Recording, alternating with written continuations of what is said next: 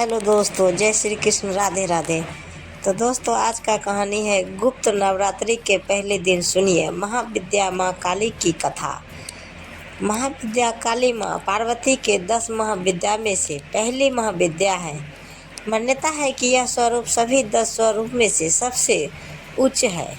यह स्वरूप जल्द प्रसन्न हो जाता है और जल्द अप्रसन्न होकर दुष्टों का नाश कर देता है। गुप्त नवरात्रि के पहले दिन इसकी पूजा की जाती है। महाविद्या काली को माता सती के सबसे प्रभावशाली रूपों में से एक माना जाता है।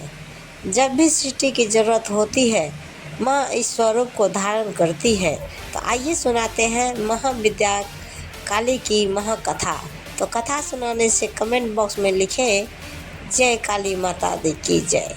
कथा के अनुसार ब्रह्मा जी के मानस पुत्र दक्ष प्रजापति शिव जी से द्वेष रखते थे, लेकिन आदि शक्ति ने उन्हें यहाँ पुत्री स्वरूप में जन्म लिया था। हालांकि इस तथ्य को दक्ष भूल गए थे। इधर उनकी पुत्री सती ने जब शिव जी से विवाह का फैसला किया तो दक्ष प्रजापति राजी नहीं थे, लेकिन बाकी देवताओं और पिता ब्रह्मा जी के समझाने पे विवाह तो कर दिया। लेकिन वो शिव जी को नीचा दिखाने की योजना बनाते रहते थे, इसलिए उन्होंने अपने यहाँ एक यज्ञ का आयोजन किया, लेकिन शिव जी को नहीं बुलाया। यज्ञ से पहले जब माता सती ने आकाश मार्ग से सभी देवी देवताओं और ऋषि मुनियों को उस ओर जाते देखा तो अपने पति से इसका कारण पूछा। भगवान शिव ने माता सती को सब बातें बताई और यह भी बताया कि उनको निमंत्रण नहीं मिला। इस पर माता सती ने भगवान शिव से कहा कि एक पुत्री को अपने पिता के यज्ञ में जाने के लिए निमंत्रण की आवश्यकता नहीं होती है। माता सती अकेले ही यज्ञ में जाना चाहती थी। इसके लिए उन्होंने शिव जी से अनुमति मांगी, लेकिन उन्होंने मना कर दिया। माता सती बार बार आग्रह करती रही, पर शिव जी भी नहीं मान रहे थे। तो माता सती को क्रोध आ गया और उन्होंने शिव को अपने महत्ता दिखाने का निर्णय लिया। तब माता सती ने भगवान शिव को अपने 10 रूपों को दर्शन दिए, जिनमें से प्रथम महाकाली थी। माता रानी की यही 10 रूप बाद में 10 महाविद्या कहलाई। अन्य 9 रूपों में क्रमशः तारा, षोडशी, भुवनेश्वरी, भैरवी, छिन्नमस्ता, धूमावती, बगलामुखी, मातंगी और कमला आती है। इसके अलावा कुछ लोग माता सती के 10 गुणों को 10 महाविद्या कहते हैं। माँ काली महाविद्या का स्वरूप माँ काली सती की पहली महाविद्या है। इनका रूप भीषण था और सभी गुणों में उच्च था, इसलिए इसे प्रथम महाविद्या कहा जाता है। यह स्वरूप दुष्टों का संहार करने वाली थी। इनका वर्ण एकदम काला था और केस खुले हुए थे। इनकी भगवान शिव की भांति 3 आँखें थी। माँ काली के 4 हाथ थे, जिसमें से एक हाथ में कटा हुआ राक्षस का सिर, दूसरे में खड़ग मुड़ी हुई तलवार, तीसरा हाथ वरदान मुद्रा में और चौथा हाथ अभय मुद्रा में था। साथ ही गले में राक्षसों के कटे हुए सिर की माला बंधी हुई थी। इतना ही नहीं, उन्होंने राक्षसों के नरमुंडों की एक माला अपनी पीठ पर कमरबंद के रूप में बांध रखी थी। उनकी जीभ अत्यधिक लंबी और लाल थी, जिसमें से रक्त टपक रहा था। यह स्वरूप भगवान शिव के समान ही है। ये भी भगवान शिव के समान जल्दी प्रसन्न और क्रोधित हो जाती है। भगवान शिव के क्रोधित अवतार को रुद्र अवतार कहा जाता है और माँ काली भी क्रुद्ध हो अवतार है। माँ काली का स्वभाव अपने भक्तों पर जल्दी प्रसन्न होने वाला और दुष्टों पर जल्दी क्रोधित होने वाला है। महाविद्या काली को महत्व माँ काली के इस रूप से कई शिक्षाएं मिलती है। तो आइए सुनाते हैं महाविद्या काली का क्या है संकेत। तो काली महाविद्या को समय और परिवर्तन की देवी माना जाता है। मान्यता है कि ये समय से परे हैं। उनकी 3 आँखें भूतकाल, भविष्यकाल और वर्तमान काल को दिखाती हैं। ब्रह्मांड में समय हमेशा गतिमान है, जिसका प्रतिनिधित्व माँ का यह रूप करता है। माँ का यह भीषण रूप दुष्टों, पापियों और अधर्मियों को अत्यधिक डराने वाला है। इस रूप से माँ का तात्पर्य यह है कि जब अधर्म बहुत बढ़ जाएगा तो माँ चंडी का रूप धारण कर उनका वध करने में सक्षम होगी। माँ का यह रूप अपने भक्तों को अभय प्रदान करता है। माँ का एक हाथ अभय मुद्रा में है। वह अपने भक्तों के मन से भय को भगाने और आत्मविश्वास को बढ़ाने का परिसूचक है। माँ का एक हाथ आशीर्वाद मुद्रा में है। इससे वह भक्तों के मन में यह आशा प्रकट करती है कि उनका यह भीषण रूप केवल दुष्टों के लिए ऐसा है, जबकि भक्तों के ऊपर उनका आशीर्वाद हमेशा बना रहेगा। तो प्रेम से बोलिए जय काली माँ की। तो महाकाली की पहली कथा यहीं पर संपन्न हुआ दोस्तों। तो दूसरी कथा है, एक समय योगेश्वर भगवान शिव ने महादेवी को प्रसन्न करने के लिए कठिन तपस्या की और उनसे अपने धर्म पत्नी होने का वरदान प्राप्त किया।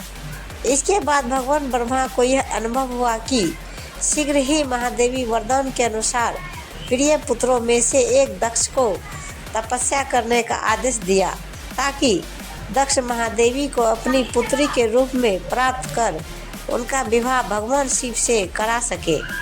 अपने पिता के आदेश पर दक्ष ने महादेवी की कठोर तपस्या की, जिसके बाद आदि शक्ति प्रकट हुई और मनोवांछित वरदान मांगने के लिए कहा। दक्ष ने कहा, हे माँ, मेरी यह मनोकामना है कि आप मेरी पुत्री के रूप में जन्म धारण करें। महादेवी ने दक्ष को वरदान प्रदान करते हुए कहा, जिस समय मैं भगवान शिव से विवाह करने के लिए अवतरित होगी तो तुम्हारी पत्नी प्रसूति के गर्भ से जन्म धारण करूंगी। लेकिन देवी ने यह भी स्मरण कराते हुए कहा कि यदि दक्ष के पुण्यों का भक्षण हो गया अथवा उनका किसी भी प्रकार से महादेवी की उपेक्षा अथवा अपमान किया गया तो वह तत्क्षण उनका परित्याग कर देगी। सती और शिव के विवाह के कुछ समय बाद दक्ष प्रजापति ने एक यज्ञ का आयोजन किया, जिसमें भगवान शिव को निमंत्रण नहीं भेजा गया। जिस समय भगवान शिव ने देखा कि सती उनके पिता को अस्वीकृत होते हुए भी उनके यज्ञ में सम्मिलित होने के लिए हट कर रही है, तो शिव जी क्रोधित होकर उठे और गर्जना करते हुए बोले, मुझे ज्ञात है कि तुम मेरे आदर्शों के बंधन में बंधे नहीं हो, अतः जो मन हो करो, मेरी सहमति की प्रतीक्षा क्यों कर रही हो। भगवान शिव की ऐसी कठोर वाणी सुनकर देवी क्रोधित हो गई और मन ही मन यह विचार करने लगी कि भगवान शिव मुझे अपनी धर्मपत्नी के रूप में प्राप्त करने के बाद मेरे वास्तविक परम शक्ति स्वरूप को भूल गए हैं। अतः वह भगवान शिव और अपने गौरवान्वित पिता का त्याग कर कुछ समय के लिए अपने स्वरूप और अपनी लीला में स्थित होगी। यह तय कर देती देवी ने महाकाली का भयंकर रूप धारण किया। यह श्याम वर्ण की देवी थी, जो दिगंबरी लोलचिहा जिह्वा बाहर की ओर लटकी तथा दांतों में मद दबी हुई हो, अस्त व्यस्त केशों वाली नरमुंडा वाला धारण किए हुई थी। इस भयंकर रूप में देवी का दर्शन कर भगवान शिव चिंतित हो गए, लेकिन वो उस स्थान से जाने का प्रयास करने लगे। अपने प्रिय भगवान शिव को नाराज होकर जाता देखकर देवी माँ ने कृपा करते हुए भगवान शिव को किसी भी दिशा में भागने से रोकने के लिए और सभी 10 दिशाओं को अवरुद्ध करने के लिए 10 भिन्न रूप धारण किए। देवी भगवती के प्रत्येक रूप ने एक एक दिशा को अवरुद्ध कर दिया। भगवान शिव जिस भी दिशा से जाने का प्रयास करते उसी दिशा में देवी भयंकर रूप में उपस्थित होती थी। अंततः निकलने का कोई मार्ग न मिलने पर भगवान शिव ने अपने नेत्र बंद कर लिए। बाद में जिस समय उन्होंने नेत्रों को खोला, देवी महाकाली अपने विकराल स्वरूप में उनके समक्ष ही खड़ी हुई थी। भगवान शिव ने प्रश्न किया, तुम श्यामा कौन हो, मेरी प्रिय सती कहाँ है। देवी ने हंसते हुए उत्तर दिया, क्या आप मुझे पहचान नहीं सकते, वह आपकी प्रिय सती ही हूँ। मैं सृष्टि संहारकारिणी सूक्ष्म प्रकृति हूँ। आपकी अर्धांगिनी होने के कारण मैं गौरवन अर्थात गौरी हो गई हूँ। जिन 10 देवियों का आप अपने चारों ओर दर्शन कर रहे हैं, वे भी मेरे ही विभिन्न रूप हैं। अतः हे महामती शंभो, आपको परेशान होने की आवश्यकता नहीं है। देवी सती ने चिंतित भगवान शिव से कहा, आपके समक्ष जो देवी है वह भीम नयन महाकाली है। आकाश अथवा अंतरिक्ष दिशा में तारा है, दाहिनी ओर छिन्न मस्ता है, आपके बाई और भुवनेश्वरी है, आपके पीछे बगलामुखी है, दक्षिण पूर्व कोने में धूमावती है, दक्षिण पश्चिम कोने में मैं कमला हूँ, उत्तर पश्चिम कोने में मैं मातंगी हूँ, उत्तर पूर्व कोने है वहाँ षोडशी है और मैं स्वयं अपने भीतर ही भैरवी के रूप में विद्यमान हूँ। अतः यदि आपकी इच्छा हो तो मैं उस अहंकारी दक्ष के यज्ञ का निंदा कर उसे पाठ पढ़ा सकती हूँ। इस प्रकार 10 महाविद्याओं की उत्पत्ति हुई। तो प्रेम से बोलिए जय काली माता दी की जय। तो ये कहानी आप सबको दोस्तों कैसी लगी हमें कमेंट बॉक्स में ज़रूर बताइए, और ऐसी ही कहानियाँ सुनने के लिए धन्यवाद। तो कहानियाँ सुनने से आधारित कहानी सुनने के लिए हमारे चैनल का अभी तक जो सब्सक्राइब नहीं किए दोस्तों, वो हमारे चैनल को सब्सक्राइब करें और वीडियो को लाइक ज़रूर करें। धन्यवाद। तो दोस्तों मिलते हैं अगले वीडियो के साथ, तब तक बाय बाय दोस्तों, जय हिंद।